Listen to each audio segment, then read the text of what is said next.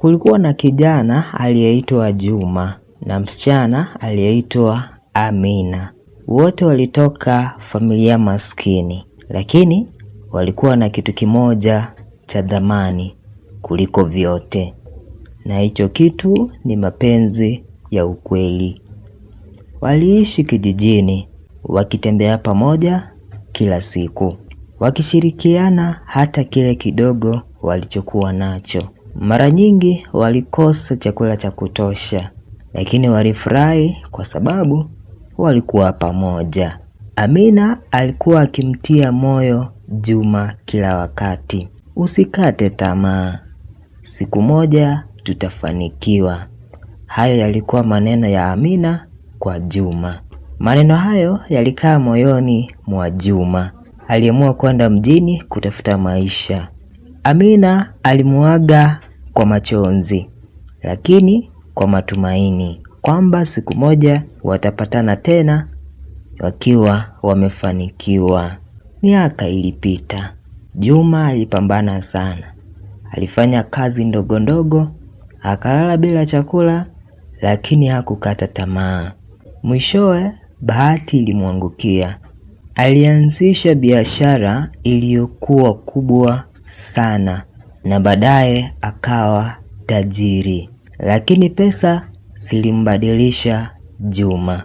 Alianza kusahau alikotoka, nyumbani kwao, na hata yule aliyekuwa naye wakati wa shida, ambaye ni Amina. Aliporudi kijijini, Amina alimkimbilia kwa furaha, akiamini ndoto yao imetimia. Lakini Juma alikuwa tofauti. Alivaa mavazi mazuri ya gharama. Aliongea kwa majivuno, na moyo wake Amina hakuwa tena yule wa zamani. Baadaye Juma aliamua kumuoa mwanamke mwingine tajiri kutoka mjini ili kulinda ardhi yake. Amina aliumia sana kutokana na lile jambo na maamuzi ambayo aliyachukua Juma kwa kumuoa mwanamke mwingine ambaye ni tajiri ili kulinda ardhi yake. Alibaki peke yake, lakini hakuacha maisha. Aliamua kujijenga kwa juhudi zake mwenyewe kama Amina.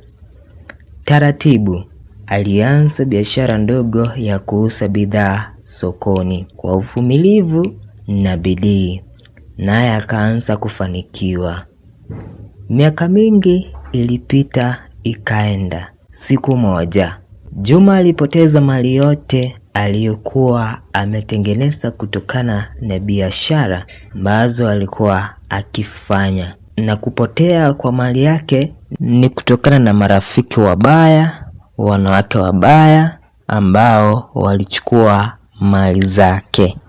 Alirudi kijijini akiwa hana kitu, kama alivyokuwa zamani wakianza maisha na Amina.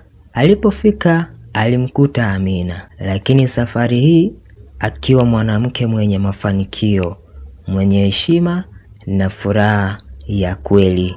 Juma alijuta sana, lakini ilikuwa tayari alishachelewa. Amina alimtazama na utulivu na kusema, nilikuamini ulipokuwa huna kitu. Leo nimejifunza kujidhamini bila wewe. Na hapo ndipo Juma alitambua kwamba mali sio kila kitu, na mapenzi ya kweli yakipotea hayarudi kwa urahisi. Je, unadhani kutokana na historia hii ya Amina na Juma, nani ambaye ni mkosefu kwa mwenzake?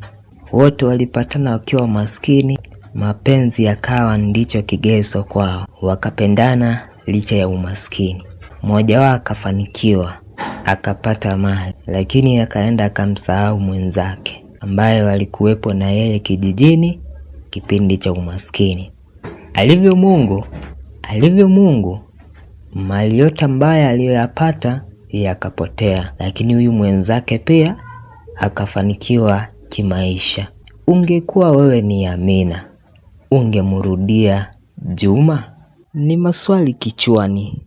Tia kwenye hiyo comment section hisia zako binafsi.